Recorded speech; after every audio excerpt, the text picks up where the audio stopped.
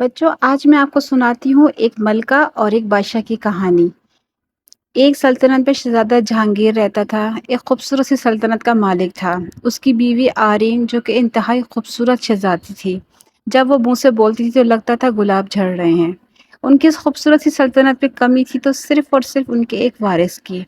एक दिन शहजादा जहांगीर खाने पर बैठे अपनी बीवी से गुफ्तगू कर रहा था।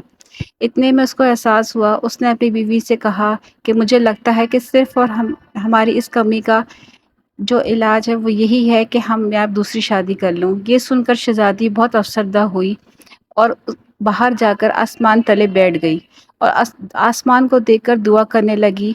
और इतने में एक गुलाबी और एक नीली दायरे में से आसमान से परियां जाहिर हुई।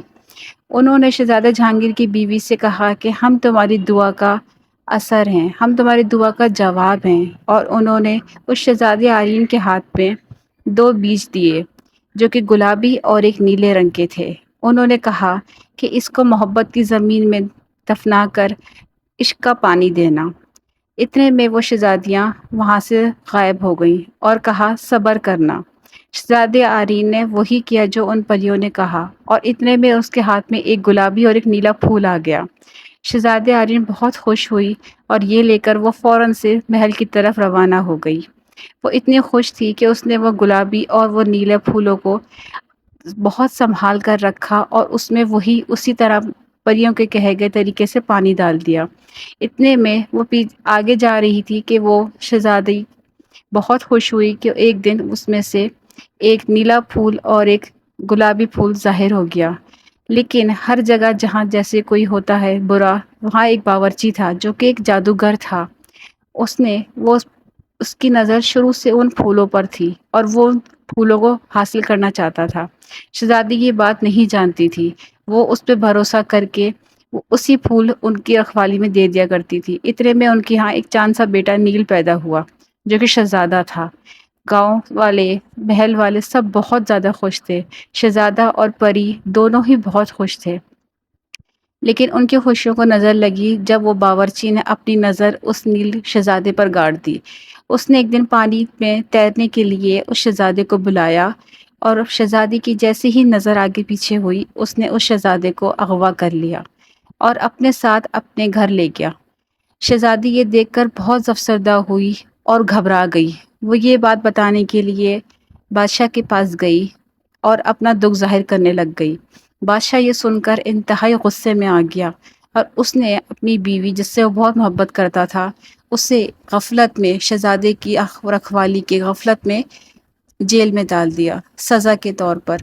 और वो शहज़ादी चुप कर कर अपनी सज़ा मानकर जेल में चली गई और रोती रहती थी। वो वहाँ रो रो के सिर्फ दुआएं करती थी कि किसी तरह मेरा बेटा मुझे वापस मिल जाए और वो जहाँ भी रहे बस खुश रहे। ये देख देख कर काफ़ी अरसा गुजर गया। वो चाँद को देखकर रोती रहती और बस दुआएं करती रहती।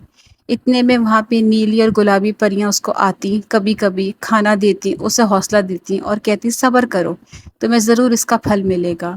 वक्त गुजरता चला गया और नील और वो गुलाबी फूल बड़े हो गए। वो वहाँ पे काम करते, मेहनत से ज़िंदगी गुजारते और बहुत सादा ज़िंदगी गुजारते। गुलाबी घर के काम करती और नील लकड़ियाँ तोड़ता और शाम के टाइम वो लोग बैठकर वहाँ पे गाना गाते, बातें करते, एक दूसरे से को अपना दुख दर्द सुनाते और बहुत खुशी से ज़िंदगी गुजार रहे थे। उनकी ज़िंदगी बहुत सादा थी। वो वक्त गुजारते चले गए बिना ये जाने कि उस बावर्ची के इरादे क्या हैं। एक दिन उस बावर्ची ने कहा कि तुम मेरे बेटे हो और बहुत खूबसूरत हो और तुम इंशाल्लाह आगे जाकर कहीं ना कहीं पे राज ज़रूर करोगे। ये सुनकर निखिल बहुत खुश हुआ और वो इस बात को समझने लगा कि मैं मेरी बे और बावर्ची जो था वो अपनी बेटी गुलाबी जिसको अपनी बेटी कह के ज़ाहिर करता था, जो कि उसने गुलाबी फूल चोरी किया हुआ था, उसे लेके भाग गया था और उसे अपनी बेटी बनाकर नील के सामने लेकर आ गया था, जबकि वो वही गुलाबी फूल था जो उसने परी से चोरी किया था। इतने में गुलाबी बहुत खुश हुई और नील से बहुत खुश हुए वो लोग अपनी मोहब्बत भरी ज़िंदगी गुजारने लग गए बिना ये जाने कि उस बावर्ची के इरादे क्या हैं। एक दिन वो बावर्ची अपने ही कमरे में बैठा ये बातें सोच रहा था कि अब वक्त आ गया है कि मैं भी सल्तनत का में हिस्सा लूं। उसने ये सोचा कि नील जिस बादशाहों की एक मिसाल थी ایک ان کی روایت تھی کہ ان کے گھر کے بچوں کے کمر پر ایک نشان بنتا تھا۔ وہ نشان بادشاہوں کی ایک علامت ہوتی تھی۔ اس نے کہا کہ میں یہ نشان دکھا کر کسی طرح نیل کو تخت پہ بٹھا کر خود راج کروں گا۔ وہ یہ نہیں جانتا تھا کہ پیچھے گلابی جس نے اس کو اپنی بیٹی بنایا ہوا تھا، وہ یہ سب باتیں سن رہی تھی۔ وہ دودھ کا گلاس لیے یہ سب باتیں سن رہی تھی کہ جس کو وہ اپنا باپ کہتی تھی اس کے ارادے کیا ہیں۔ وہ یہ باتیں سن کر اس کے ہاتھ سے گلاس ٹوٹ گیا اور اتنے میں باورچی کو پتہ چل گیا کہ اس کی باتیں گلابی سن رہی ہے۔ اس نے اس سے کہا کہ تم یہ غلط کر رہے ہو، لیکن اس نے وہ چاقو لے کر اس کی گردن پہ رکھ دیا اور اس سے کہا کہ اگر تم نے کسی کو بتایا تو اچھا نہیں ہوگا۔ لیکن گلابی یہ باتیں سن کر بہت شوق میں آ گئی۔ اس نے کہا کہ یہ بادشاہوں کی جگہ ہے، تم نے اس کے بچے کو اغوا کر کے اچھا نہیں کیا۔ نیل اتنے میں اندر آ گیا اور ان دونوں کی یہ غصے بھری گفتگو سن لی۔ نیل نے اس باورچی کو غصے میں کتا بنا دیا۔ اس کے پاس یہ صلاحیت تھی کہ وہ جو بولتا تھا وہ سچ ہو جاتا تھا، اور اتنے میں اس نے گلابی کو وہاں سے بچایا اور کہا کہ تم میرے ساتھ محل چلو۔ گلابی نے کہا کہ مجھے وہ لوگ قبول نہیں کریں گے، وہ مجھے وہی باورچی کی بیٹی سمجھتے ہیں۔ تو نیل نے اس کو گلاب کا پھول بنا کر کہا تمہیں میں اپنے دل کے پاس رکھوں گا، تم میرے ساتھ چلو۔ اس نے اس کو گلابی کو ایک پھول بنایا اور اپنے ساتھ لے کر محل کی طرف چلا گیا۔ اس نے وہاں جا کے جادو سے ایک لمبی سی سنہری سیڑھی بنائی اور اپنی ماں کے پاس چلا گیا اور اپنی ماں کو یقین دلایا کہ میں اس کا بیٹا نیل ہوں۔ یہ سن کر شہزادی بہت خوش ہوئی، اس کی آنکھوں میں آنسو آ گئے۔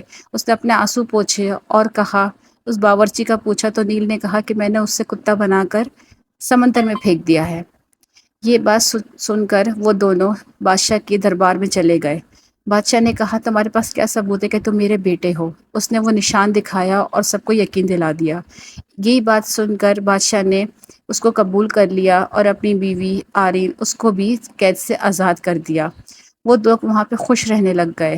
پھر اس نے گلابی کو بھی انسان بنا دیا جس سے وہ پھول بنا کے اپنے ساتھ محل میں لے کر آیا تھا۔ وہ سب وہاں پہ ہنسی خوشی رہنے لگ گئے۔ اتنے میں شہزادی جو کہ گلابی تھی وہ بھی وہاں پہ خوش رہنے لگ گئی، اسے وہی عہدہ اور عزت ملنا شروع ہو گئی، سب بہت خوش تھے۔ اتنے میں ملکہ آرین کو پتہ چلا کہ گلابی جو ہے اس کا وہی گلابی پھول ہے جو اسے پری نے دیا تھا، ایک نیلا اور ایک گلابی پھول۔ اس نے اس کی جادوئی خصوصیات کو دیکھ کر یہ بات مان لی کہ یہ میرا وہی گلابی پھول ہے اور یہ نیلا پھول ہے جس کو وہ بہت پہلے دعاؤں سے مانگ چکی ہے۔ یہ سن کر بادشاہ بہت خوش ہوا اور اس نے اللہ کا شکر ادا کیا کہ اس نے اس کی ساری خوشیاں واپس لوٹا دی۔ اس کہانی سے ہمیں صرف ایک سبق ملتا ہے کہ صبر کرنا چاہیے۔ ہر انسان کو اس کا اجر ضرور ملتا ہے جو صبر کرتا ہے۔ صبر پہ اور خدا پہ بھروسے سے کبھی قاصر نہیں ہونا چاہیے۔ تو بچوں، آج کی کہانی کا ہمیں سبق یہ ملتا ہے کہ کبھی بھی صبر سے پیچھے نہیں ہٹنا چاہیے، ہمیشہ صبر کرنا چاہیے اور اپنی دعاؤں